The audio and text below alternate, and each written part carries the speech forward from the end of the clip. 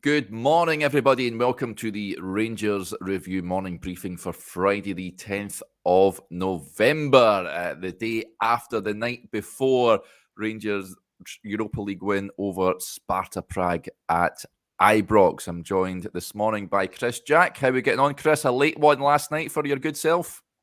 It was another late one, but another good one. If someone could invent a cure for the post match not being able to get to sleep, that'd be smashing. Because once again, you get back from a nighttime game and you're just running through the game and the goals and the events and the press conference and everything that you've done. So no, it's always a frantic night. But any night under the lights with a good European win, it certainly cannot be sniffed at. So all good.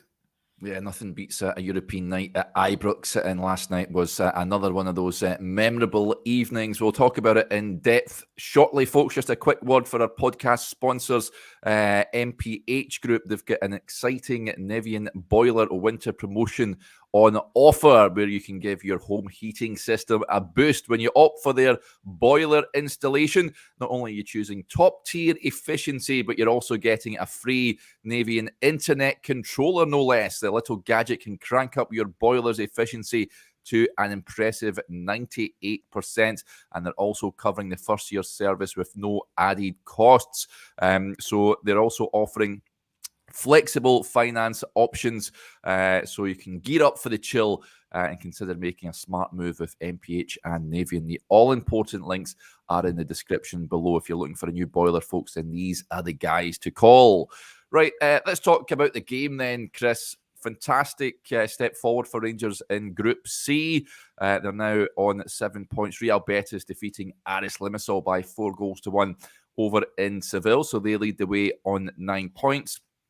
Victory for Rangers at Ibrox in a few weeks' time, just under a few weeks' time, and they book their place in the knockout phase. Thanks to first-half goals last night from Danilo and Todd Cantwell, Rangers were in cruise control, Chris, and then we had a nervy ending, shall we say, when Lucas Harrisland netted for Sparta Prague, a well-worked goal from their point of view. Danilo scored immediately after, but unfortunately the goal was ruled out after a VAR check when he clipped the defender's heels. Totally accidental, but you can understand why it was ruled out. But Rangers remained resolute and held out, Chris.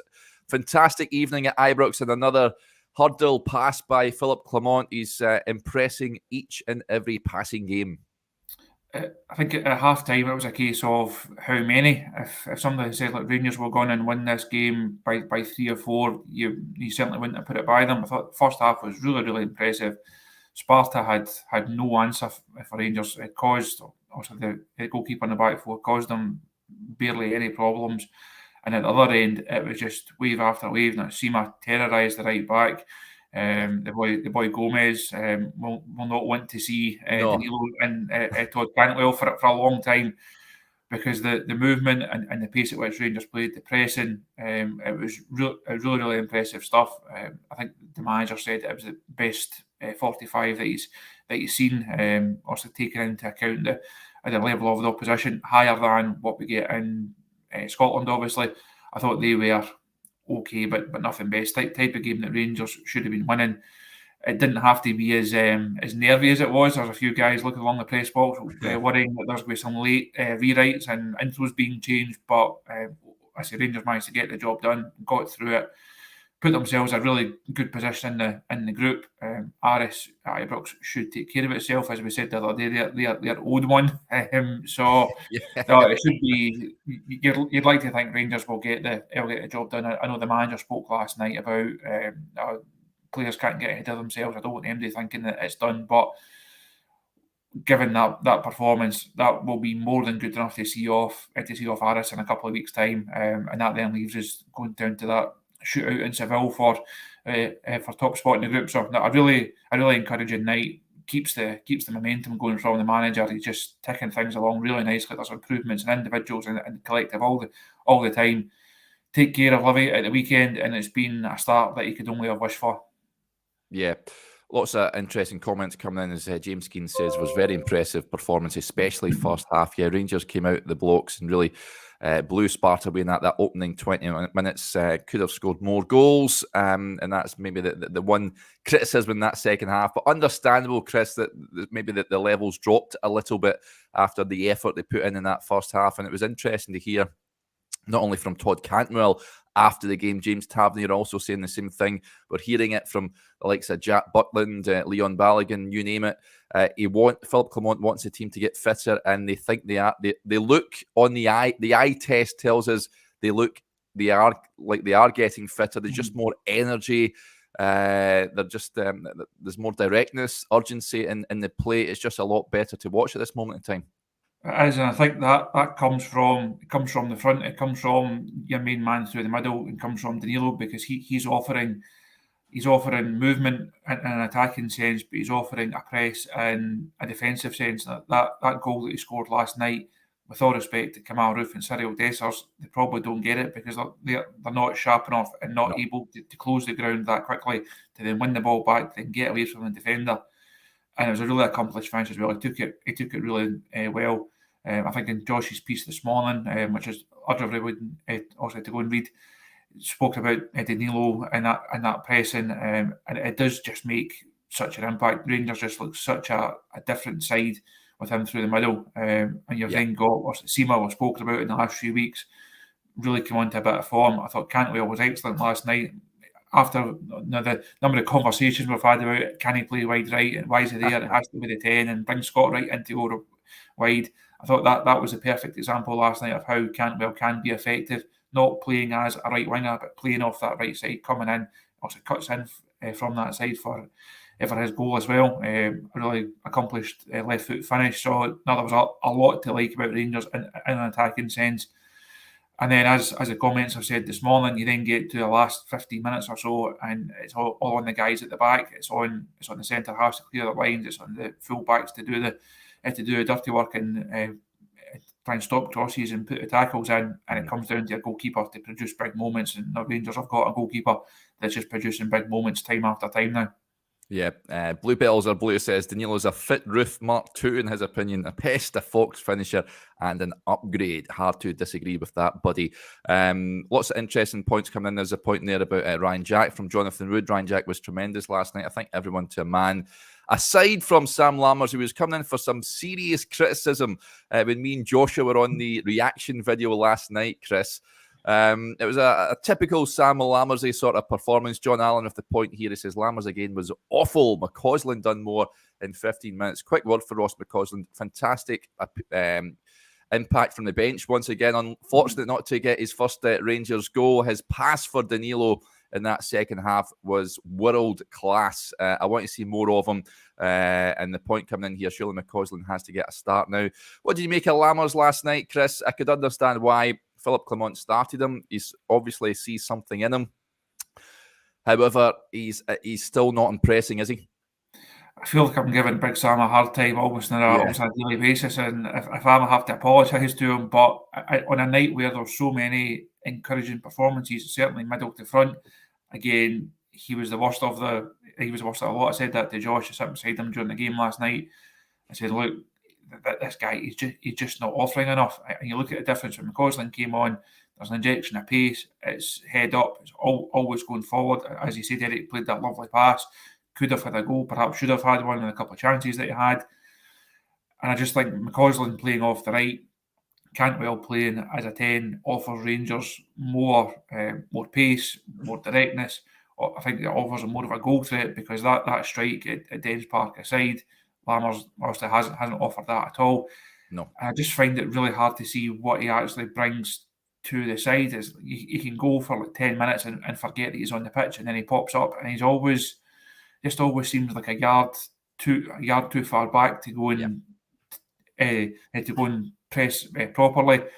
The passing's not there. It just doesn't carry enough of a threat. As we spoke about the other day, I can see why the manager's playing him. He has to try and get a bit of confidence in him. He can't just come in, write him off, and completely bin him. So I can understand why he's playing him. But the point I made the other day there still stands. If everyone is fit, Lammers doesn't get in my starting 11. I don't think he's one of the first names on the team sheet. But while everyone is not fit and while people are still working their way back up, the manager has to try and do something with him. And to be fair, I think the last couple of games, the Hampden last night, he's not been dreadful. He's not been as bad as he has been at other points in the season. It's been okay. It's been 6 out of 10 stuff. But for the money, for the expectation, for someone in that area of the pitch, you need him to be influencing games. You need him to be providing those match-winning moments. You need him to be scoring goals. You need him to be making those passes that Cantwell and Danilo are capable of. And for me, it just doesn't do it often enough. If Clement can put a bit more confidence in him and can somehow find those gains in his game to allow him to do that, great, because Rangers also paid a lot of money for him and they can't just afford to go and write it off.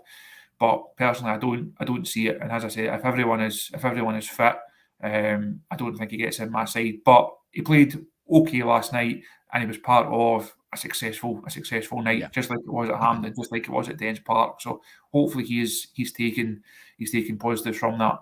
But if McCausland was to get a shot against Livy at the weekend, I certainly wouldn't be against it. Yeah, me too.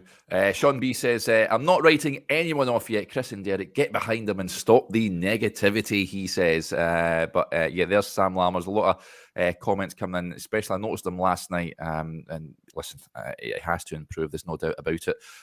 Let's get to a few more of the points that are coming in. I love this. Jason Meikle says, myself and my son had a great night watching the famous Under the Lights. Wee man was buzzing after the game. That's what it's all about. Absolutely fantastic stuff. Jack Butland again was tremendous. Chris, we seem to be waxing lyrical every week about Jack. Superb signing. If Sam Lammers is one end of the scale, but really, Rangers have really won a watch with this guy. Mitchell saying Butland is awesome. Surprised how good he is. Hopefully the English big bucks don't tempt him back south. That is the only concern for me. I know we touched on it, I think, a couple of weeks ago or whatever, when there was a bit of noise about Birmingham trying to lure him back down the road. That's the only concern for me. If a club down south, no disrespect to Birmingham City, but I think you can do a lot better than that, and they entice him back down and he heads away. That is the only concern for me, Chris, because he has been superb. And again, last night, he's just so commanding, commands his area. And that's good for the back four as well, because there is they trust him to come out and collect balls, and they feel safe with him at the back line. So Butland again, fantastic. I think nights like last night are going to be the kind of occasion that will keep Jack Butland at Ibrox. If you look at his career in the last few years, not played a lot of football, certainly hasn't played a lot of European football, certainly hasn't played in front of crowds, and like the Ibrox crowd last night.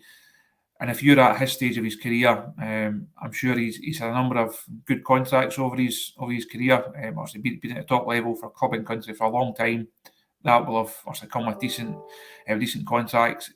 That's not to say that he's on pennies at Rangers and he's just here just to enjoy himself. But I think if you look at the way that he spoke right at the start of the season when he first came up here, and the way that he's spoken since, Rangers seems to have got under his skin. Clearly loves the pressure, loves the expectation, loves the history, loves the demand. And I think nights like that will help keep him at Ibrox. If he is going to move, one, it'll cost a potential English club. It'll cost them many, many millions, because Rangers don't have to let him go in the cheap. You can name your price and then add another few million on top of it. But I think if you're Jack and you go back down south, you're not getting these experiences. And you look at some of the players that have left over the last couple of seasons: Calvin Bassey, Joe Aribo. The grass isn't always greener. Yes, you might be playing for big clubs, you might be playing in bigger leagues, but Jack's already ticked those boxes. It made sense for those guys to go and experience those different things and try their hand. Jack's already been there. He's been at Manchester United. He knows what big clubs are like, but it has to be big occasions. It has to be participating. It has to be playing. It has to be winning. Yeah. He's got a cup final to look forward to. Should have another couple of European games to look forward to, even after this group stage. Hopefully, if all goes to plan, we're slowly but steadily building up to Rangers potentially having a crack at the Premiership title as well. I mean, Jack spoke at the start of the season. These were all the things that attracted him to Rangers. He didn't just come up here because it was a good offer on the table and he fancied living in Glasgow. He's here because Rangers pulled on the heartstrings a wee bit. I think you see his reaction after the games. He's savouring all these things. So I think if he is going to go, it'll cost somebody a lot of money. But I don't think that would be in Jack Butland's thinking right now. I think Rangers have still got an awful lot to offer him. That's not to say he won't leave at some point, but I think if you look at the way the fans have taken to him and the way that he's taken to the fans and the club, I still think there's a lot for both of them to achieve together. Yeah, I loved that clip of him last night doing the Majid Bagheera wink as well. Makes you love him ever more. And I wonder if Man United are starting to think they let the wrong goalkeeper go by the looks of things. Another disappointing result for them in midweek. It looks like Rangers have got the better goalkeeper. If I had to choose him or Onana at this point in time, I'd take Jack all day long. CGM55 says Butland is a £20 million plus goalkeeper. He is magnificent. And just on the goalkeeping history of Rangers, Jonathan Wood, the point, our goalkeeper history is out of this world. It certainly is. Rangers have been blessed with so many great keepers down the years, and Jack Butland is the latest in that long line.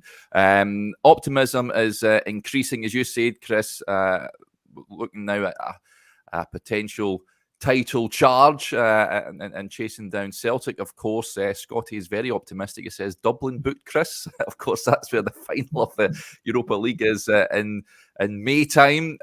We very much look forward to that if Rangers can get anywhere near. Can you see a sustained European run, Chris? I mean, it was very reminiscent of the run to Seville last night at points. The John Lundstrom song was getting belted out. Rangers were beating Sparta Prague. Can you see them going on a bit of a run in the competition? I've not got the hotels booked in Dublin yet, Scotty. Give me another couple of weeks and I'll maybe start getting overexcited and look into it. But it's hard to tell. I said to a couple of guys after the game last night, nobody thought in the Seville season, when they're winning those early matches, Rangers are going to get to the final and will come within a penalty kick of winning this tournament. It was just, not to use the old cliche, it was just one game, one round at a time. So you can never say no. You can never say the Rangers won't get to the final. History shows how difficult it is. History shows how treacherous it is to get through all these rounds and to be able to combine that with a domestic challenge. Rangers obviously have to win the Premiership this season. That will still be the manager's main goal. But over the next couple of weeks, he's got a chance to potentially finish top of this group and then win his first bit of silverware. That then gives us a huge lift heading into the January break. Another lift hopefully coming from a January transfer window with some more new players coming in. The manager really getting a chance to put his mark on the squad. And after that, who knows? Nobody can sit here right now and say Rangers will not get to the final. Is it likely? Probably not, just because we know how difficult it is. It's still unlikely that Rangers will get there. But I said nobody thought that in the Seville season. So well, things just keep ticking over. That's all we can ask for. The manager certainly won't be booking Dublin either. He's very much of the one game at a time, and he mentioned that again in his presser last night. He doesn't want anyone in the squad thinking that the job's done. They've got Aris to take care of it in a couple of weeks, and they've then got a Seville trip to look forward to, and we'll see what comes of that. So I don't think anyone will be dreaming. Nobody should be booking hotels and flights and looking into it just yet. But who knows?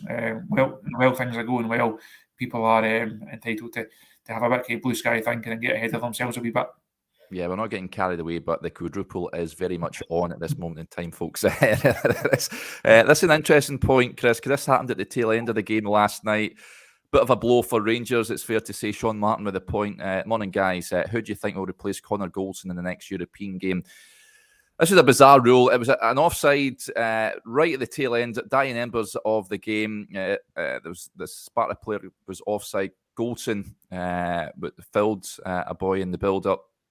the boy was offside anyway. He still gets the booking. He now misses the game against Aris in just under 3 weeks' time. So Rangers they were down to the bare bones in terms of defensive cover already. Now everyone's hoping that John Souttar can speed up his recovery and return to that backline for the visit of Aris. Who replaces him? I think Souttar is the likely option, Chris, but depends when he's going to be back fit. If he's not fit, with no Leon Balogun in the European squad, I think we're looking at Leon King, or does John Lundstrom step back there? We're looking at sort of those options. Can we get James Sands back? That worked so well last season. I think it'll be, if hopefully John Souttar's back. We don't honestly have a timeline on John yet. I think if John's back, he then comes in and he takes that place. If not, it's going to be Leon King, I would imagine. I don't think there's any other alternative there. Any option other than Leon King would then be putting square pegs in round holes. I don't think the manager would like to go for that. On the wider point, the manager was asked about that last night and mentioned that that rule is it's a shambles now. This habit that I've got now, or this let him play continue. We are playing. If it's offside, it's offside. Stop the game and then restart it. There is no need to continue playing. As the manager said last night, you risk injuries, you risk things like this. So Goldson now misses a game where he didn't have to. Now perhaps it's good because he gets a suspension out the road. Obviously, if he'd been booked against Aris, he would then have missed the Betis game. So it might actually work in Rangers' favour given how the fixtures have worked out. But that doesn't take away from the fact that the rule is a joke. There's no need for the game to be continuing when it's obvious that it's offside. The linesman's made his decision and knows that it's offside. Why is the game continuing? You're running the risk of things like this happening, and certainly injuries happening. A player will get injured for a tackle being put in after the game should have been stopped, and there's just no need for it. So again, the manager mentioned last night he was cool and calm in his assessment of it. You could tell he wasn't honestly pleased with it. But until the rule makers realise their madness, there's not anything we can do about it. Unfortunately, I see comments asking if it can appeal. Then that's no, you can't appeal a yellow card in those circumstances. So it's just one that Rangers have to suck up, unfortunately. Yeah, and one player never mentioned there, William says, I would play Sterling. Yeah, Dujon would be an option as well. And when we play the Cypriots in a few weeks. Jamie Carlin with the Danilo disallowed goal. He said, I didn't see any foul for the Danilo disallowed goal. Annoying. Not so much a foul, but what happened, I mean, it's even if it's accidental these days, if it leads up to a goal, more often than not gets ruled out after a VAR check. I don't have too many complaints about that one, I've got to admit. But it was a fantastic response from Rangers straight away, getting that goal. But unfortunately, it didn't stand, and it was served a nervy ending at Ibrox. But fair play to the team for seeing it out. An interesting point that was coming in as well from Jaws, and I'll read you what Philippe Clement said about the sort of relationship between the supporters and the players at this moment in time. He says, mental, we were booing this team off the park a few weeks ago.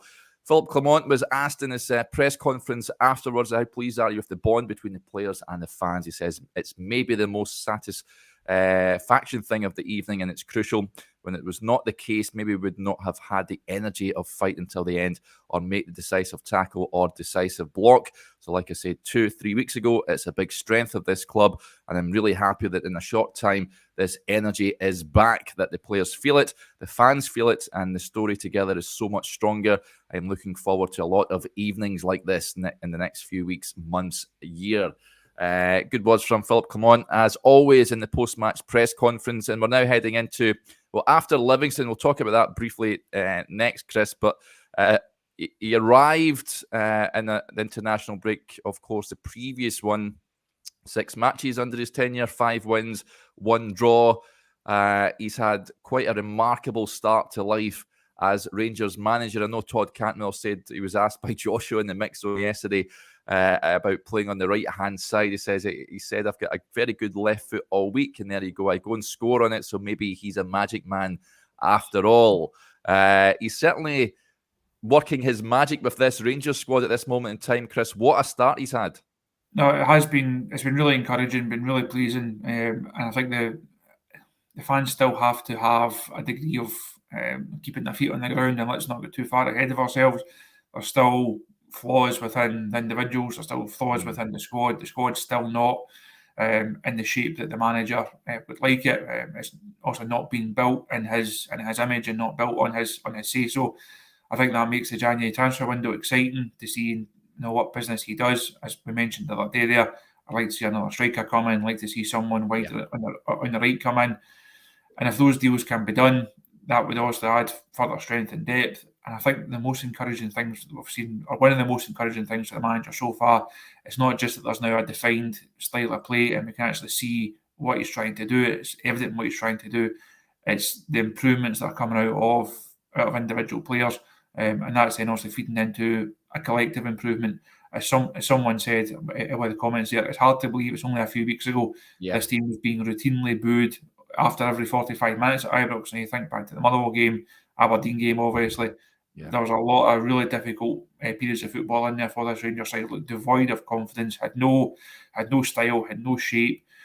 And at that stage, the fans were really fearing that we're in for a long second half of the season here. Hard to see how we're going to win enough games to even put a challenge in, never mind potentially win the title. I think that the fact that he's managed to cut that gap already, it's also down to 5 points. It's encouraging. If it can remain at 5 points heading into the Parkhead game, ideally you go and win that, and that then really puts a different dynamic on the second half of the season. If Rangers are 5 behind heading into the second half of the campaign, it's still very much game on.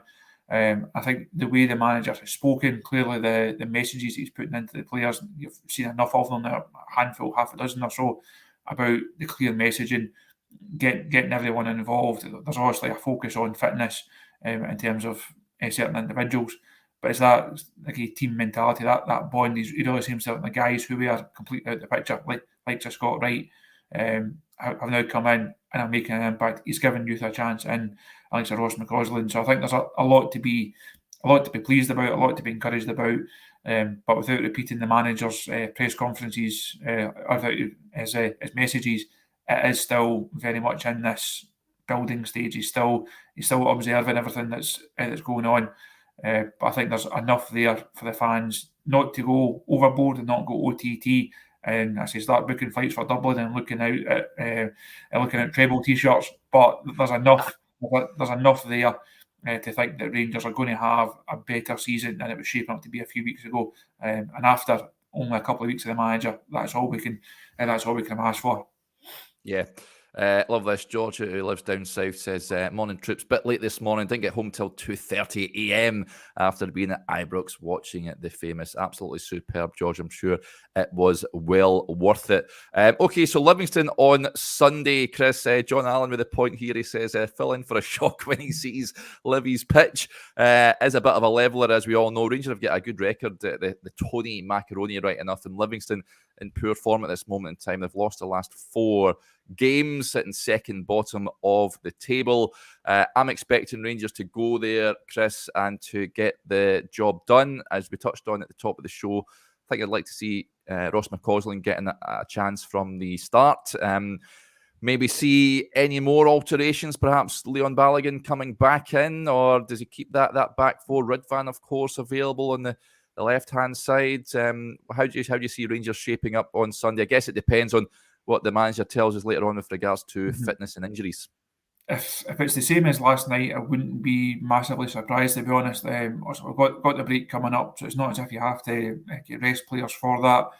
I think he does have options, or you can maybe see, like Fuentes coming in for Ryan Jack. Now he's played a lot of football recently. Do you put him in on that pitch? You've also got Ridvan potentially in for Barisic. Balogun unfortunately missed out last night, so he also deserves another shot and could come back in. So I think there's options there for the manager, and the good thing about those options, if he does change those 3, it doesn't really weaken the side. Like you mentioned further up, we could go Cantwell in one and bring McCausland or Wright in instead of Lammers. There's a depth again to the squad. You also see Tom Lawrence coming back and getting some more minutes last night. Even Roof was on the bench. Roof was in the bench, but I think the manager said pre-match that was a necessity one. That was just a really, really short of numbers. I'd be surprised if we see Roof on that pitch. Lawrence probably not from the start. The main thing, of course, is just going there, getting the job done, 3 points up the road, and then I said we can all then look back on this first period of fixtures with a lot of encouragement. It's going to be another, I think, an intriguing one for the manager.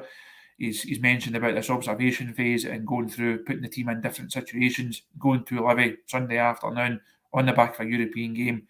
It's all there for the banana skin.